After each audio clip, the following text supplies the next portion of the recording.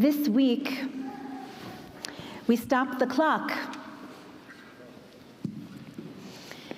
The clock stopped at 843 days, 12 hours, 5 minutes, and 59 seconds. This week, with the return of Ran Gvili, Alav HaShalom, we were finally able to stop the clock in Hostage Square. Sof sof, finally, we stopped the clock. And this marks the end of a very dark chapter in the very long book of the Jewish people. For the first time since the year 2014, there are no Israeli hostages held in Gaza.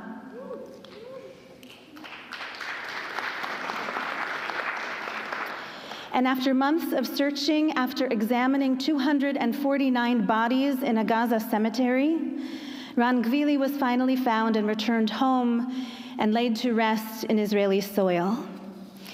His mother said that as a Special Forces police officer, Ran was always the last to leave a dangerous situation. He always stayed on the scene until he knew everyone else was safe. And so she says it was only fitting that he be the final hostage to return home, on International Holocaust Remembrance Day, no less. May he rest in peace. May he rest in peace. Every rabbi is teaching the same verse this week. In the telling of the final hours of life in Mitzrayim, there it is written a surprising detail. Vayikach Moshe et atzmot Yosef imo. And Moses took with him the bones of Joseph. There was a promise. God said, I will surely pay attention to you. Pakod yifkod Elohim etchem.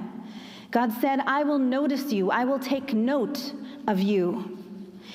And then it will be time, and you will carry Joseph's bones from here when you go.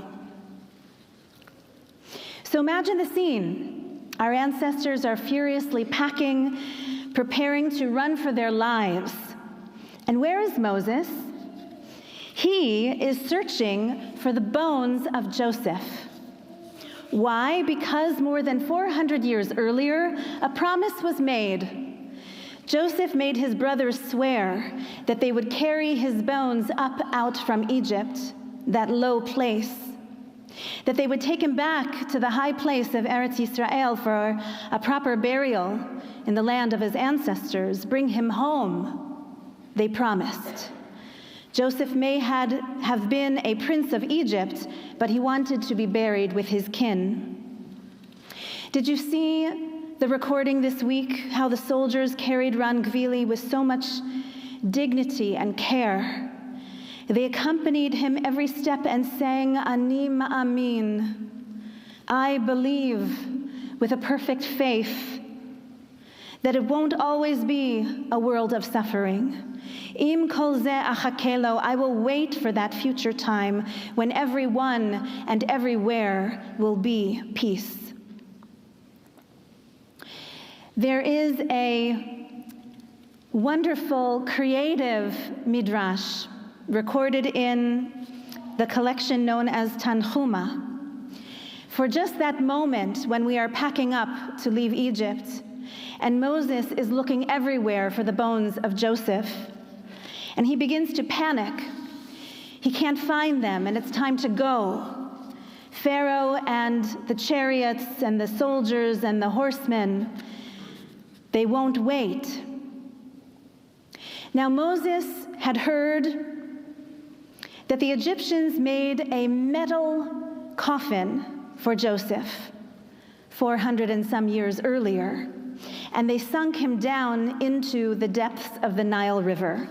And so Moses then went to the bank of the river with a pebble upon which he had written God's holy name, and he called out, Joseph, Joseph, the time has come.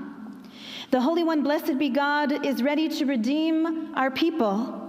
The Shekhinah is waiting for you, and the people of Israel are waiting for you, and the clouds of glory are waiting for you. Joseph, reveal yourself now, and all will be well, but it is time. And if you do not reveal yourself at this very hour, we will be free of the vow that was made long ago to take your bones with us. And just then, wouldn't you know it, Joseph's casket emerged from the surface of the water. And Moses waded out into the water, and he brought the casket to the bank of the river Nile, and the Israelites committed then and there to carry Joseph's bones upon their shoulders. Held in that casket, they carried him throughout 40 years of wandering in the wilderness, until he could be laid to rest in Israel's soil, and a new chapter could begin. So how do we advance now? How do we move on? How do we rebuild? How do we allow ourselves to dream again? How do we turn the page and take up a pen to write a new chapter? By fulfilling our promises. By fulfilling our promise, by fulfilling the oath we make to one another and to our God, by maintaining the covenant, by committing ourselves to see it through, to see it fulfilled, and to teach our children to do the same. Because we know that when we keep our promises, we win. But when we imitate the values of our enemies, we lose. Yes, Am Yisrael Chai. The people Israel lives, and we thrive when we live up to our promises, when we live up to our promise. May the dignity of our grief-stricken 2.5 years now determine the dignity of the growth that will come in the chapter that we begin to write tonight. I will conclude with a poem written just this week by my friend and colleague, Rabbi Leah Mulstein, the Reform rabbi who comes from Germany and is now serving in the UK. She draws upon a verse from the prophet Yeshayahu. Hein al kapayim, behold, I have engraved upon the palms of my hand. What is engraved in our hands? The title of the poem is The Holes Remain. There are small holes in our shirts and jackets, in our hearts and prayers. Once each stood for a face, a promise whispered in enamel. Bring them home. Bring them home. But now the pins are gone and the holes remain, tiny witnesses to a covenant that endures.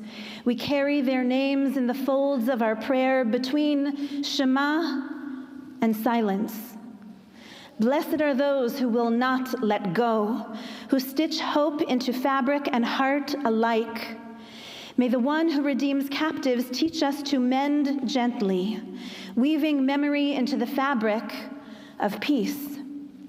For even the holes, like the spaces between the letters of Torah, are holy. Baruch atah Adonai, Eloheinu melech haolam, matir asurim. Praised are you, eternal our God, ruler of the universe, who redeems the captives, and who, by redeeming the captives, shows us how to redeem ourselves and our people. Amen.